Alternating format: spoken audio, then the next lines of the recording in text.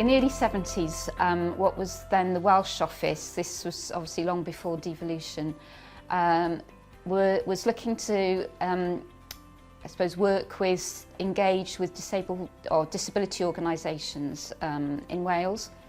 And they approached the Council for Social Services, which is now known as Wales Council for Voluntary Action, to undertake an exercise to find out what disability organisations there were in Wales, and also whether there was a national organisation or whether there would be interest amongst disability groups in one being set up. There was quite an appetite amongst the groups that they spoke to for one to be set up, a kind of an umbrella body. So this was reported back to the Welsh office, which then agreed and made funding available to set up what became known as Wales Council for the Disabled. The 80s then was very much about improving wider access to the built environment beyond your own home. So, access to town centres, to transport, to, there's quite a lot of building going on, new developments, ensuring housing was accessible. So DW was very much about pushing forward on those issues, setting up access groups around Wales where disabled people and others could work with local authorities and other bodies to kind of improve access in the locality. The 90s was about look at things like promoting disability equality training, working with disabled people to set up either disabled people's organisations or centres for independent living, and then also being involved in the Rights Now campaign, which was about campaigning for fully enforceable and comprehensive civil rights legislation.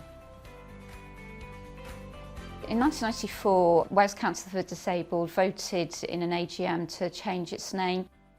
A number of disabled activists particularly felt uncomfortable with the name Wales Council for the Disabled because it was very much gave the sense of the organisation being about doing things for the disabled rather than disabled people doing things for ourselves. And that was quite a key moment in terms of what the identity of the organisation was and what it represented to the wider public as well as to disabled people. Over the previous kind of 15 years, there'd been many attempts to get a disability discrimination bill through Parliament. Coalitions that had been seen in places like Manchester, Bristol, London kind of started to develop in Wales. I think most notably the Cardiff and Vale Coalition of Disabled People. And those groups very much got behind the Rights Now campaign and them sort of bringing Disability Wales in to be part of that, be part of lobbying MPs, supporting lobbies of Parliament, rallies at Trafalgar Square. I think there was a real sense of momentum that change was needed, and it was very much about disabled people driving that change. So I'd become Chief Executive in 2001. What I was keen to do as Chief Executive was to work with the board, members and staff to look at how Disability Wales itself could make that journey, that it could become the national disabled people's organisation. The motion was put to an extraordinary general meeting, an EGM, in 2003, that DW should formally adopt a social model of disability, that board membership should be 100% made up of people who identified as disabled people, and that to be a full voting member of DW, your group should have at least 51%, be 51%, you know, running controlled by disabled people.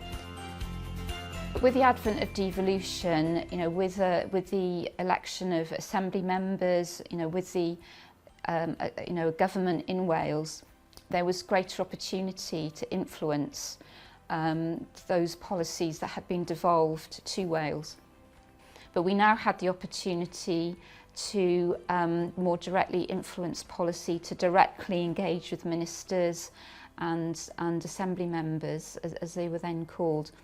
We published a manifesto for independent living, and ahead of the 2011 assembly elections, and we managed to you know, influence the government to introduce what became the framework for action on independent living, which was the first cross-cutting approach to tackling barriers to independent living in Wales. It was underpinned by the social model of disability and the UN Convention on the Rights of Disabled People, and that framework was finally launched in 2013. We had the opportunity to undertake research into barriers to independent living. Drill was very much about disabled people being in control of the research area, with the academics acting, sharing their expertise, but not, you know, not controlling the research agenda. And I think that was important for us because it actually built the capacity of disabled people's organisations to develop research skills, to work co-productively with, you know, universities.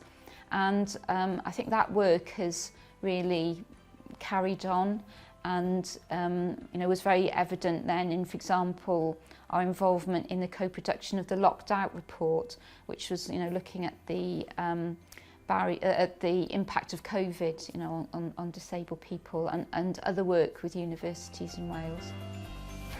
Something else that we'd long lobbied for was for an access to elected office fund in Wales, because for many disabled people there are additional costs faced as a candidate if you're standing in an election that non-disabled people, you know, wouldn't have.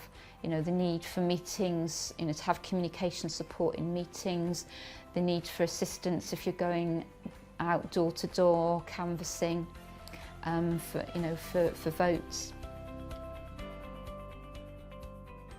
We were able to support about 13 candidates, of which 6 candidates got elected.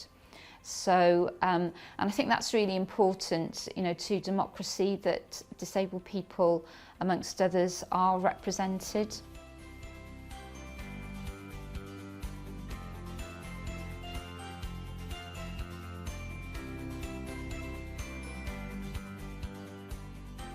So it has to be said, it is an incredibly challenging time, you know, for disabled people as individuals, but also for, you know, disabled people's organisations, you know, particularly those, you know, running at, you know, grassroots level. You know, we've had over 10 years of austerity, cuts to benefits and services. You know, we've had the last 2 years of living under lockdown as a result of the pandemic, which, you know, has had a real impact on people's lives. And now we've got the cost of living crisis, you know, rising prices, rising energy prices, which is going to really affect disabled people who, you know, have already had so many cutbacks in their income, and, you know, this is just like the triple whammy, really.